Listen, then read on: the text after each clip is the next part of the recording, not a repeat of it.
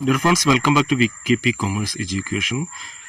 കഴിഞ്ഞ ക്ലാസ്സിൽ നമ്മൾ ഡിസ്കസ് ചെയ്തിരുന്നത് എക്സ്പോർട്ടിന്റെ പ്രൊസീജിയേഴ്സ് ആയിരുന്നു. ഇന്ന് നമ്മൾ ഡിസ്കസ് ചെയ്യുന്നത് what are the major documents used or needed in connection with export transaction. ഒരു എക്സ്പോർട്ട് ട്രാൻസാക്ഷനിൽ ഉപയോഗിക്കുന്ന ഏറ്റവും പ്രധാനപ്പെട്ട ഡോക്യുമെന്റ്സ് എന്തൊക്കെയാണ് എന്നുള്ളതാണ്. അതിൽ ഏറ്റവും പ്രധാനപ്പെട്ട ഒരു ഡോക്യുമെന്റ് ആണ് certificate of origin. Certificate of origin കൊണ്ട് ഉദ്ദേശിക്കുന്നത് this is certificate which specify the country in which the goods R being produce. ഏത് രാജ്യത്തു നിന്നാണ് ഈ ഗൂഡ്സ് പ്രൊഡ്യൂസ് ചെയ്യപ്പെട്ടത്, അതായത് ഏത് രാജ്യത്തു നിന്ന് ഏത് സ്റ്റേറ്റ് അല്ലെങ്കിൽ ഏത് ബാച്ചിൽ ഏത് സ്ഥാപനം പ്രൊഡ്യൂസ് ചെയ്യപ്പെട്ടു എന്നുള്ളതൊക്കെ ഇവിടെ മെൻഷൻ ചെയ്യപ്പെടുന്നുണ്ട്. സർട്ടിഫിക്കറ്റ് ഓഫ് ഒറിജിനിൽ സൂചിപ്പിക്കുന്നുണ്ട് ഏത് രാജ്യത്തു നിന്നാണ്. കാരണം ഇന്റർനാഷണൽ ലെവലിൽ വ്യത്യസ്തമായ കൺട്രീസ് ആണ് ഈ പറഞ്ഞ ഇന്റർനാഷണൽ ട്രേഡിൽ, അതായത് എക്സ്പോർട്ടിലായാലും ഇമ്പോർട്ടിലായാലും ഇൻവോൾവ് ആയിട്ടുള്ളത്. അപ്പോൾ രാഷ്ട്രങ്ങളെ തമ്മിൽ തിരിച്ച് അറിയപ്പെടുന്നതിന് വേണ്ടിയിട്ടാണ് ഈ ഒരു സർട്ടിഫിക്കറ്റ് ഓഫ് ഒറിജിൻ നിർബന്ധമായിട്ടും എക്സ്പോർട്ടിൽ ഉപയോഗിക്കുന്നത്. രണ്ടാമത്തെ ഒരു ഡോക്യുമെന്റ് ആണ് മേഡ്സ് റെസിപ്റ്റ്. മേഡ്സ് റെസിപ്റ്റ് നമ്മുടെ എക്സ്പോർട്ട് ചെയ്യാൻ ഉദ്ദേശിക്കുന്ന സാധനങ്ങൾ ഷിപ്പിൽ കയറ്റി വെച്ച് കഴിഞ്ഞാൽ അത് ഈ ഒരു ഷിപ്പിൽ റിസീവ് ചെയ്തതിനുമായിട്ടുള്ള ഒരു തെളിവാണ്, അല്ലെങ്കിൽ റെസിപ്റ്റ് ആണ്. അത് ഷിപ്പിന്റെ ഏത് ഭാഗത്ത് പ്ലേസ് ചെയ്യപ്പെട്ടു എന്ന് കാണിക്കുന്ന അതിന്റെ ആ ഷിപ്പിന്റെ കമാൻഡിംഗ് ഓഫീസർ നൽകുന്ന റെസിപ്റ്റ് ആണ് മേഡ്സ് റെസിപ്റ്റ് എന്ന് പറയുന്നത്. This receipt is given by the commanding officer of the ship to the exporter after the cargo is loaded on the ship. The maid's receipt indicates name of the vessel, berth, date of shipment, description of package, etc. ഏത് വെസലിൽ അല്ലെങ്കിൽ ഏത് ഷിപ്പിൽ ഏത് ഭാഗത്ത് ഏത് car അല്ലെങ്കിൽ ഏത് തരത്തിലുള്ള ഗുഡ്സ് ആണ്, എന്തൊക്കെയാണ് റിസീവ് ചെയ്തിട്ടുള്ള ഗുഡ്സുമായി ബന്ധപ്പെട്ട സാധനങ്ങൾ എന്തൊക്കെയാണ് റിസീവ് ചെയ്തിട്ടുള്ളത് തുടങ്ങിയ സാധനങ്ങൾ കൃത്യമായി മെൻഷൻ ചെയ്യുന്ന ഒന്നാണ് മേഡ്സ് റെസിപ്റ്റ് എന്ന് പറയുന്നത്. It is issued by the commanding officer, അല്ലെങ്കിൽ ഈ റെസിപ്റ്റ് തരപ്പെടുന്നത് കമാൻഡിംഗ് ഓഫീസർ ആയിരിക്കും എന്നുള്ളത്. മൂന്നാമത്തെ ഡോക്യുമെന്റ് ഷിപ്പിംഗ് ബില്ലാണ്.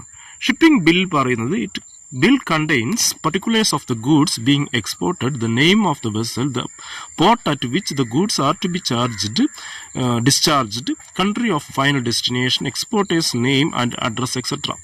ഏത് വെസലിൽ അല്ലെങ്കിൽ ഏത് കപ്പലിലാണ് ഏത് ഷിപ്പിലാണെന്നുള്ളത് കൃത്യമായിട്ട് മെൻഷൻ ചെയ്തിരിക്കും. അതുപോലെ തന്നെ എക്സ്പോർട്ടറുടെ ഡീറ്റെയിൽസ് ഉണ്ടായിരിക്കും. അത് ഇൻ ബിറ്റ്വീൻ വേറെ എവിടെയെങ്കിലും ഇറക്കിയതിന് ശേഷം അടുത്ത കൺട്രിയിലേക്ക് ട്രാൻസ്മിറ്റ് ചെയ്യേണ്ടതാണെങ്കിൽ അതുമായി ബന്ധപ്പെട്ട ഇതുണ്ടായിരിക്കും. ഫൈനൽ ഡെസ്റ്റിനേഷൻ അഡ്രസ്സ് എവിടെയാണ് അത് ഇറക്കി കൊടുക്കേണ്ടത് എന്നുള്ളത്, ഡിസ്പാച്ച് ചെയ്യേണ്ടത് എന്നുള്ളതിൻ്റെ അതിൻ്റെ ഡീറ്റെയിൽസ് ഉണ്ടാവും.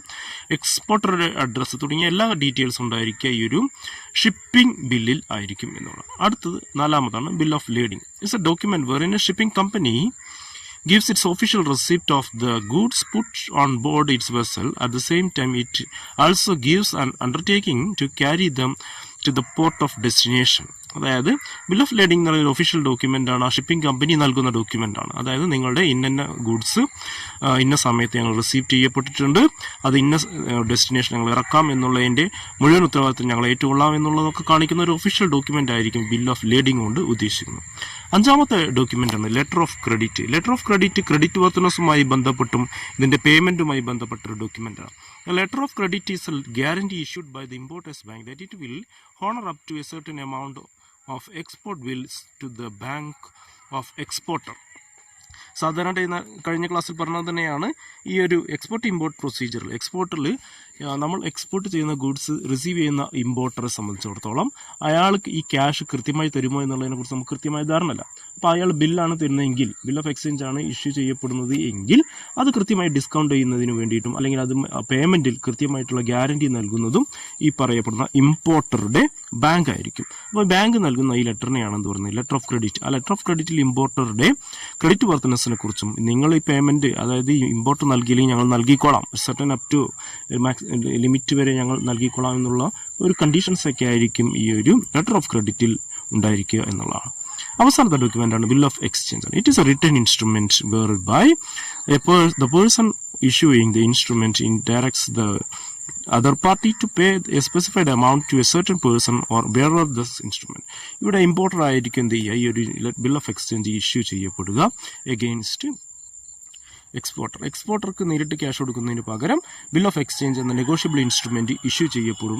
ആ നെഗോഷ്യബിൾ ഇൻസ്ട്രുമെന്റ് എന്ത് ചെയ്യാം, ഈ എക്സ്പോർട്ടറെ സംബന്ധിച്ചിടത്തോളം ബാങ്കിൽ കാണിച്ചുകൊണ്ട് ഡിസ്കൗണ്ട് ചെയ്തുകൊണ്ട് അയാൾക്കത് ക്യാഷാക്കി മാറ്റുകയും ചെയ്യാം എന്നുള്ളതാണ് മറ്റൊരു ഡോക്യുമെന്റ്. ഇത്രയാണ് ഏറ്റവും പ്രധാനപ്പെട്ട ഡോക്യുമെന്റ് യൂസ്ഡ് ഇൻ എക്സ്പോർട്ട് എന്ന് പറയും. Okay, thank you.